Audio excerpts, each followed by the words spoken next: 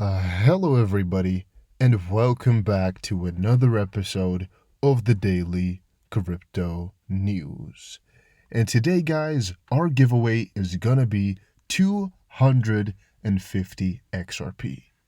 Now, if you want to enter, there's only 4 simple steps, and I'm gonna repeat it once more for you guys. All you gotta do is make sure you press the like button, make sure you are subscribed, make sure you comment something down below, and make sure you check out Twitter. And the reason I'm saying that is because we announce all the giveaway winners over on Twitter, and all we need to give this away is 1,000 likes. All right, 1,000 likes within 24 hours. The money can be yours, so make sure you smash that like button, and let's get into today's content. First of all, stock to flow model. This model is very popular amongst, I guess, crypto holders, crypto traders, anything alike, mostly because of its very, very bullish long-term prediction. And here it says 35% think Bitcoin won't reach $55,000 by 2021. And by the way, the stock to flow model here is described for Bitcoin, but in my opinion, the S2F and really any of those models can be translated into an XRP price as well. Again, if you only hold one coin, you only hold XRP, for example. By the way, comment down below what your favorite coin is, because I mean that's quite irrelevant. If you only hold one coin, and it's not Bitcoin, then of course it doesn't matter that much to you how good Bitcoin does, right? And that's what my point was about just now. It does matter. If Bitcoin goes to $100,000, there's a good chance your currency, whatever, is going to also go times 15. Might sound a little bit crazy, but it's the way it's going to go. So a little bit of my prediction about the near future for crypto is, well, we're going to be seeing a huge surge of institutional volume popping in. Some say it's going to be Ripple causing it. Some say it's going to be a better regulatory framework. Some say it's going to be the CBDC power with XRP and things like that. I don't really know which one is going to be the first one, but there will be CBDC power and funds coming in. Institutional investor power and money coming in. Those will, again, depending on the source, go very heavy into Bitcoin or very heavy into XRP. There's a couple of theories out there that are, to do with DeFi money. I don't really believe that. And there's a couple theories out there with platform money, which is then Ethereum at this point. Again, those two are not so important. So focus on these two. If there were to be a lot of institutional money hopping on, there's a good chance that money is going to all flow into Bitcoin. Like I'm talking 95%. What's going to happen is there's going to be a lot of people buying Bitcoin along the way up. Let's say right now we are here. People are going to be buying all the way up. At this point, though, there's going to be a lot of people who have been in for this whole ride or longer that are going to be like, let me sell. And the moment you have a big whale who's like, I've gotten enough profit, it's when you start to see the price falling down again. What are they selling for, though? That's where it kind of gets interesting. A lot of them will be selling it for XRP. And there's a lot of speculation about how high the Bitcoin price can go and how much of an influence that will really have on altcoins. But let me tell you this. It's happened so many times before that people sell their Bitcoin for altcoins. It is ridiculous. Of course, it happens all day because you can also just put these pairs into XRP/Bitcoin. You can see what the trade is that way. But I'm talking about people just either selling off their Bitcoin for $1 and then moving it over into another altcoin. It doesn't really matter what they do. It's just they want to get rid of this gain that they have. Like they've already had the gain. They want to realize it. However, they're pretty bullish on crypto in general because they've just gotten some crazy gains and now they have some more room to test around with. Right? And that's when people start to get heavily into alts. A second one of those is, all right, if Bitcoin has gotten so much institutional investment already inside of it, and it has already gone up 50%, or maybe even 100%, whatever, well, yeah, you don't want to be late to the race. So we're going to go for the next best thing in the line, which is then possibly Ethereum or XRP. And that's also going to push it. And then eventually the other first wave will come to it as well, pushing it all above. And that's why I always say once Bitcoin hits this crazy price, or once Bitcoin follows the model, if it does, it's even more positive for these altcoins because they will get an even higher boost because the volumes are way lower and the market caps are way lower, where some small guys that are, I guess, manipulating Bitcoin will have way more effect on XRP and Ethereum and things like that, moving the price way more. This theory, though, was not talked about here. It's mostly talked about the price, how it's going to move, and that it won't hit 55,000 by 2021 and 288,000 by some other time in the future. Do you think Bitcoin will reach 288K, $100,000, $55,000 before December 2021? This is, again, some different models. Or will Bitcoin stay below 55,000? And most people have said it will stay below 55. The results are kind of, I guess, mixed up, though, as the hard part about this one is we're talking a hard cap, December 2021, right? And we're also talking about a 5.5-fold. Even I find that difficult. I think you all know I'm one of the biggest crypto bulls there is out there, but 55,000 in just a year? That sounds a little bit strange, It just sounds like too much money to be made right there. I would more so go for maybe like a $35,000 prediction if I were to guess high, right, as a higher point. But the hard part about it is nobody really knows either. I mean, it could get to $75,000 this year even without anybody really looking up at it strange. But it could also go down lower to 3,000 and nobody would find it strange either, which is the crazy thing about crypto. All right, then I just saw this. I wanted to briefly share. Got some more cool articles coming up though, so make sure you watch it all the way through. You can now stake Cardano and Tron on eToro's trading platform.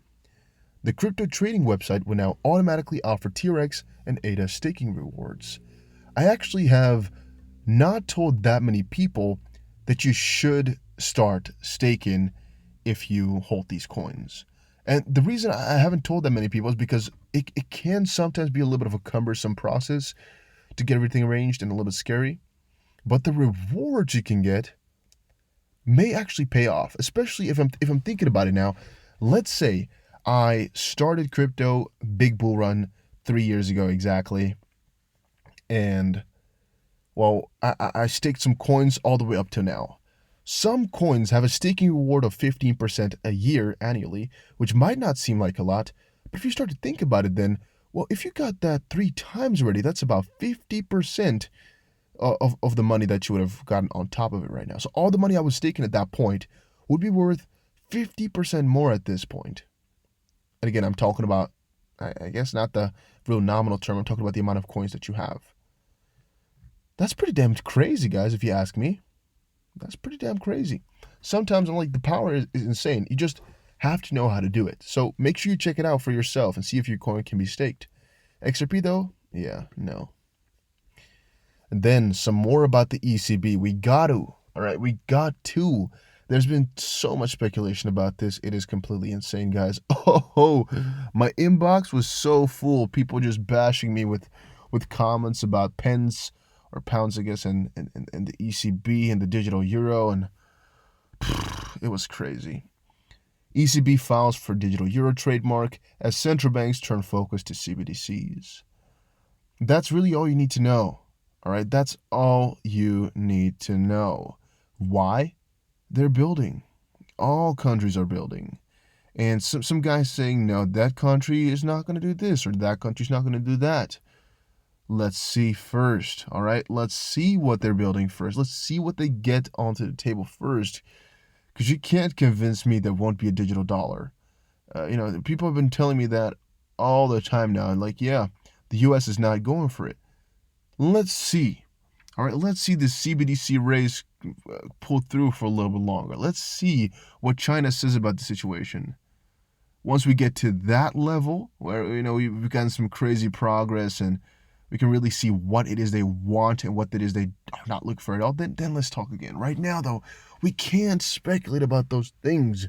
So stay back into a lane where it's objective, where we know what is going on. Right now, though, all this dollar stuff, I'm not falling for it. All right, I am not falling for it. Even if they themselves come out with statements, I want to see them, issue the new statement if China puts something out, because it's a big freaking situation, a back and forth going on right now, guys. Don't think it's just one country doing this without any, I guess, go ahead from other countries, or in the sense of, don't think it's just one country and the other countries aren't watching.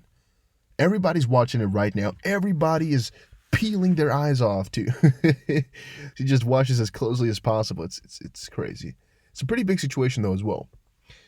Then a piece of breaking news, which I normally like to cover on 5 minutes crypto, but I didn't have time today, which is pretty sad because, it's just 5 minutes, you would think, right? But no, a lot of preparation goes into those things, since I want to make them optimal for you guys. And yeah, I normally go over those types of things on 5 Minute Crypto. By the way, if you haven't already, make sure you subscribe to it. It's an amazing channel, in my opinion. KuCoin CEO says, we have identified suspects of the hack. $204 million have been recovered. I'm just completely freaking bamboozled. What? What? KuCoin CEO John Liu has informed the cryptoverse that they've identified suspects behind the recent hack. He explained that KuCoin is working with authorities to apprehend the suspects. Another additional $64 million in digital assets is out of the control of the hackers, and that brings the total to $204 million recovered or frozen. The hackers had taken approximately $280 million from KuCoin. In my opinion, this stuff is just amazing to see. All right, whenever I see this, I get some little jolly feeling, like nice, happy. How could you feel sad about these things? What's the bad part about it? The only thing I'm sometimes thinking about is, how does this frozen work? Because let's say it's, I don't want to say let's say. There's a couple of ways in which it can be frozen where people still won't be able to do anything with the money anymore. So I'm like, let's say Binance made a mistake somewhere. Think about this one for a little second as well. Let's say Binance made a mistake somewhere. All of a sudden, boom, $1 billion are out of their control, right? And the only thing they can do is freeze it so nobody else can use it. What are they going to do with all the people who have lost their money now? Are they going to compensate them out of their own wallets or out of BNB, or how does that work? How will people be compensated, or how will you give people their money back, or what do you do?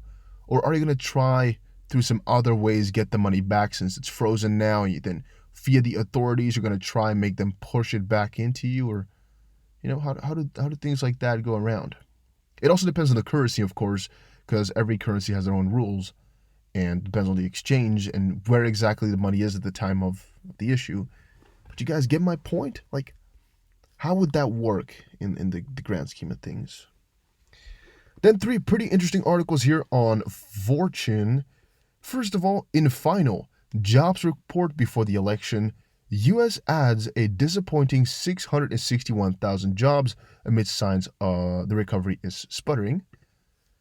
Pelosi says Trump's diagnosis has improved the odds for another stimulus package. And then stocks, oil futures go completely crazy after, our man got the news just now. So yeah, let's see here real quick. It sent markets into a tailspin.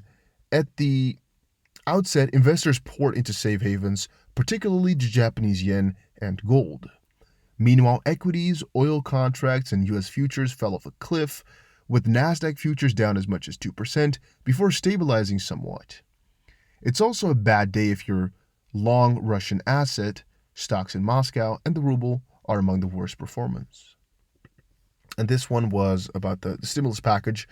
I think anybody could also understand that him getting this situation going around can really pump the aid up, right? Because if you think about it, if he's not feeling well, he's not doing good, the chance of somebody who's not doing that good has been victimized, so to speak, with the whole situation, helping out more people that have been victimized, and showing empathy to people and things like that, it might really help out a lot for him. And I think it's a good plan to go for, and there's a really high chance he's going to go for something like that. And the chances have just gone up a little bit because of all this. And this one is actually all comes together if you think about it. But oh wait, by the way, is he hospitalized officially? By the way, I see it right here at the top left. I didn't even know that one. I thought it was just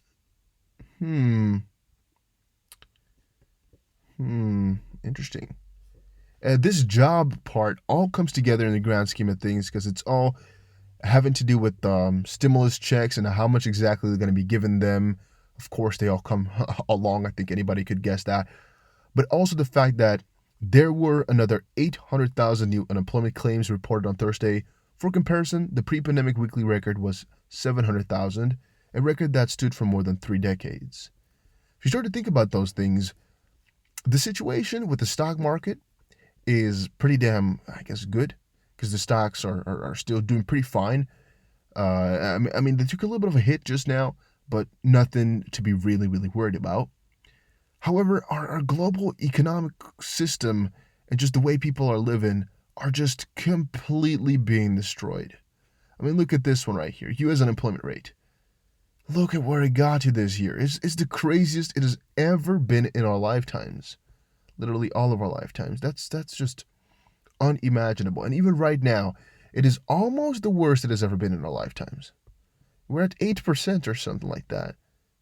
It's freaking insane, guys. It's even 12.1% among black workers, it says here.